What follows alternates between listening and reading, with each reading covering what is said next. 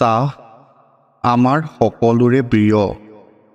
বহুতে তেওঁলোকৰ দিনটো হয়তো একাপ চাহ খাই আৰম্ভ কৰে। আপোনাৰো যদি ৰাতিপুৱা শুই উঠি চাহ খোৱাৰ অভ্যাস আছে, তেন্তে আজিৰে পৰাই এই অভ্যাস ত্যাগ কৰক। হয়, খালী পেটত চাহ খালে আপুনি গুৰুতৰ স্বাস্থ্য সমস্যাত ভুগিব পাৰে। খালী পেটত চাহ খোৱাৰ অপকাৰিতাৰ বিষয়ে আজি জানো আহক। এচিডিটি। চাহত থকা কেফেইন আৰু টেনিনে পাকস্থলীত এচিডৰ পৰিমাণ বৃদ্ধি কৰিব পাৰে, যাৰ ফলত এচিডিটি আৰু গেছৰ সমস্যা হ'ব পাৰে। বিশেষকৈ যেতিয়া আপুনি খালী পেটত চাহ খায়, তেতিয়া এই সমস্যা আৰু অধিক গুৰুতৰ হৈ পৰে। দীঘলীয়া এচিডিটিৰ ফলত পাকস্থলীৰ আলচাৰ আৰু অন্যান্য গেষ্ট্ৰিকৰ সমস্যা হ'ব পাৰে। দুৰ্বল পাচনতন্ত্ৰ।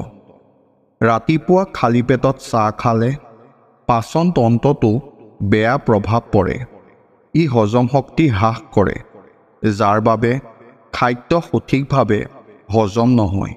ইফালে চাহত থকা কেফেইনে শৰীৰৰ পানীৰ পৰিমাণ হ্ৰাস কৰে, যাৰ ফলত ডিহাইড্ৰেচন হ'ব পাৰে। ৰক্তৰ শৰ্কৰাৰ স্তৰৰ তাৰতম্য। খালী পেটত চাহ খালে ৰক্তৰ শৰ্কৰাৰ স্তৰ উঠা-নমা হ'ব পাৰে, যাৰ ফলত দুৰ্বলতা, খজুৱতি আৰু গোটেই দিনটো মনোযোগ দিয়াত সমস্যা হ'ব পাৰে। এই সমস্যাটো বিশেষকৈ সেইসকল লোকৰ ক্ষেত্ৰত হয় যাৰ ইতিমধ্যে ডায়েবেটিছৰ সমস্যা আছে। অকাল বয়স।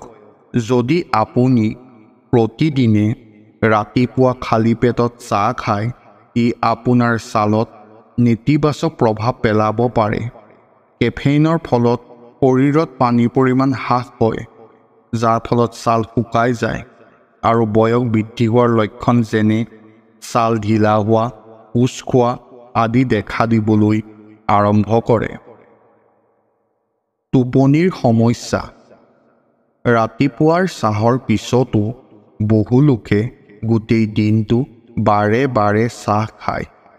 ই শৰীৰত কেফেইনৰ পৰিমাণ বৃদ্ধি কৰে, যি টোপনিকো প্ৰভাৱিত কৰে।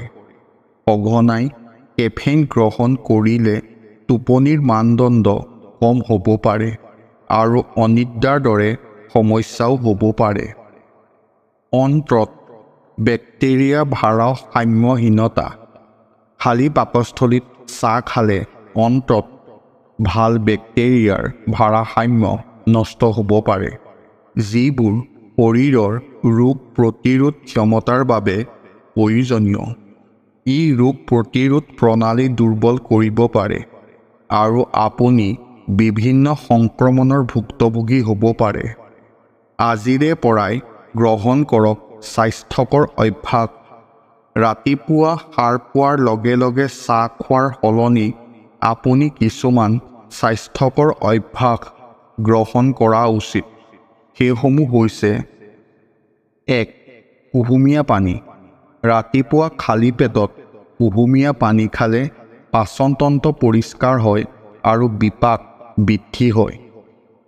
২. নেমু পানী। নেমু পানী সেৱনে শৰীৰৰ পৰা বিষাক্ত পদাৰ্থ আঁতৰ কৰাত সহায় কৰে। ৩.